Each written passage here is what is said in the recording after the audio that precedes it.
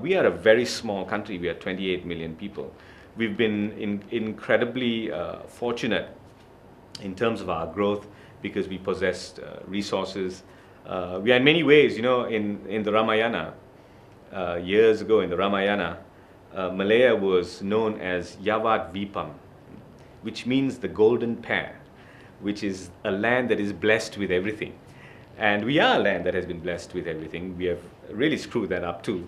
But what we have to begin to understand is that from the earliest beginnings of the Malay Peninsula, ours has always been an outward engagement. We've always understood that we needed to engage with the outside world in order to prosper. The Sultanate of Malacca was indeed very prosperous. It was a marvelous example of a cosmopolitan culture, none of which we recognize today, mind you, right? We have this kind of mythological, hagiographic idea of Malacca being essentially a racial-centric city-state. Well, it wasn't. It was a completely cosmopolitan society that thrived on trade and essentially was a master of diplomacy, right? So it survived because it had a very good diplomatic relationships with the Ming emperors of China, who gave us protection. And from that, you know, we exploited our talents, and we gathered advisors from all around the region, as far as India and Java and other places. And so we've always been a society that has engaged with the outside. But now we seem to be very content in our lala land and what I call our tweedledee tweedledum culture of you know, falling for the rhetoric, believing our resources would be limitless, and you know, we seem to be telling the whole rest of the world to hang. The Berlin Wall, not just the Berlin Wall, but you know, our relations with Southeast Asian countries, with China and India emerging now. We should be playing a very prominent role, not just economically, but intellectually, and providing, and you know, all that stuff is being done by Singapore, by the way, these days. So yeah, we have become trapped in our own rhetoric, and if you go back to all the old Malay pepatah and so on, you know, we have so little respect for our own traditional cultures. That's our problem. We don't understand what is bodo sombong, you see. I think Malaysia is very much in that bodo sombong aspect or state of our culture, and unless we begin a serious rethinking of that, we are going to be very irrelevant very soon. You know, I went in as a student in 1989 to the UK and to study philosophy, and one of my friends, Malaysian friends there, invited me to the Malaysian Hall to hear the good Dr. Prime Minister speak. And you know, the first thing he said was, you know, we don't need people from the arts. We need engineers and builders, and we need, you know, and here was a man who has absolutely no respect for history, who said, oh, when asked about the history of a country, he said, don't be sentimental. He's only interested in the history of himself. So we've lost all that. We've lost the humanistic side of our society because we have devoted ourselves to a rapacious, money-grubbing system of values that has been hugely destructive. Now, what Malaysians need to do is acknowledge all this. You know, we all believe that we have been saints all these years, and something terrible has gone wrong elsewhere. When in effect, we've all been partners in this terrible crime against our own selves and our own humanness. So that there's no appreciation of literature, there's no appreciation of culture, there's no appreciation of music. How are we going to have a cultural movement?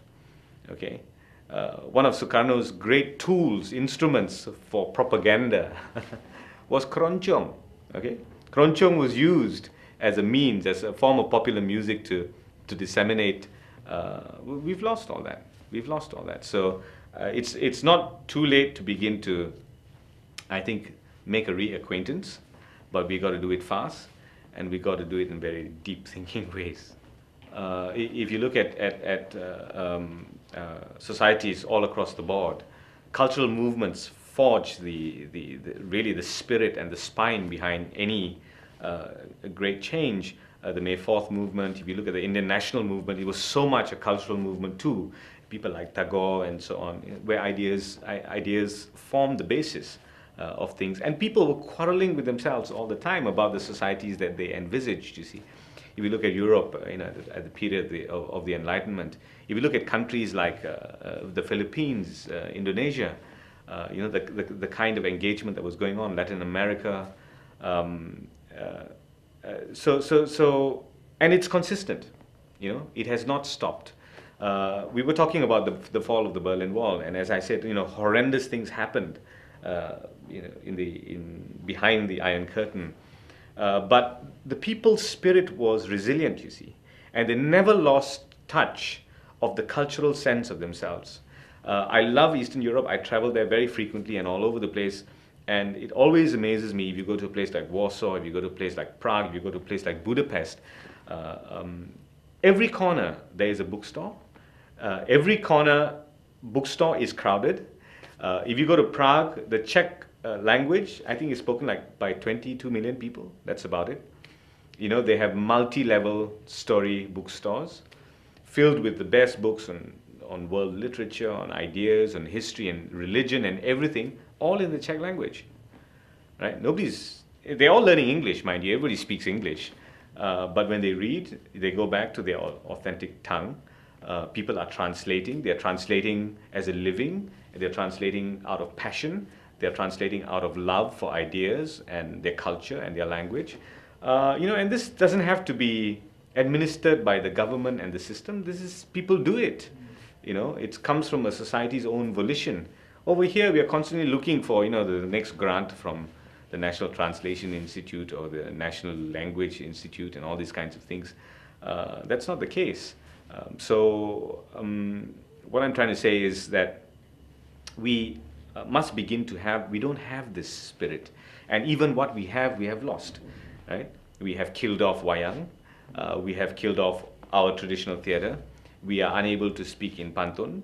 We don't read our hikayats. We have very mediocre, rubbish modern novelists who have no sense of complexity and no imagination, really, but who are awarded because there's political patronage. And we must begin to see a movement that is counter to this, you see.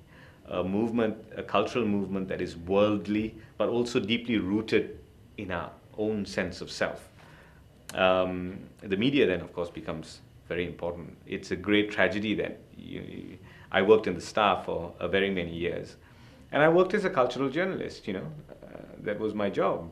I wrote on theatre, I wrote on literature, I wrote on ideas, I wrote on history, I wrote on religion. And we began to make all those linkages, you see. That has all gone. You don't even have a literary page these days in a major newspaper. And then you have alternative media, for example, who are very cause-driven. So it's an engagement of a cause. And again, not having a hand on the pulse of the broader, deeper questions that need to be asked. So I think we need to be able to open our spirits a little more. I am a Hindu, and I'm a devout and practicing Hindu. So I have no time for hope, and I have no time also for no hope. What comes to your hand, do with full strength and fear not. That is, you have duty. What we have is duty, and the performance of duty, bhakti, is the most important thing. I think when you begin to think negatively, and when you begin to think positively, you begin to lose sight of what you need to do for the moment. And I think that is the most crucial thing for this country. When you have hope, sometimes you can dream. When you do not have hope, you can get depressed. But when you have the task to deal with and grapple with at this very moment, then you are touched with that most wonderful thing, seriousness. Okay, what this country needs is seriousness. We really are jokers in the worst sense of the word, We are a culture with a wonderful sense of humor. Anyone just needs to look at P. Ramlee, anyone just needs to look at Lat to know that humor is one of our great tools. We've lost that too, yeah? That sophisticated, clever, satiristic form of humor. We're just very vulgar now. So what I think we need to do, even with technology and all these things. And you know, when we operate something, when we are engaged in something, we also have to question that thing. You know, I'm very afraid of the so-called technological advancement because I feel it is anarchic, and that people see it as a tool for liberation without understanding what is required when you are liberated, you see. Yeah? So those kinds of things need to be, you know, if you wrote for a newspaper, for example, you are accountable not just to facts and your opinions which had to be considered. You are also responsible for the tradition of journalism, you see. That is not so apparent anymore, right? Not so apparent anymore. So I think what we need to do is really be concentrate our energies and our focus and our minds and our spirits, everything, on what needs to be done now, with a very clear sense of the past and what has gone wrong in the past before we can even begin to think of the future. We all want a hopeful Malaysia. None of us can promise that, not the politicians, not any one of us. But I think if we begin to deal and grapple with the issues that we need, that need urgent and imperative grappling with at this moment, I think we'll definitely mature as a society, and we'll be able to conduct that quarrel with ourselves in the most sophisticated, cultivated, and civilized way.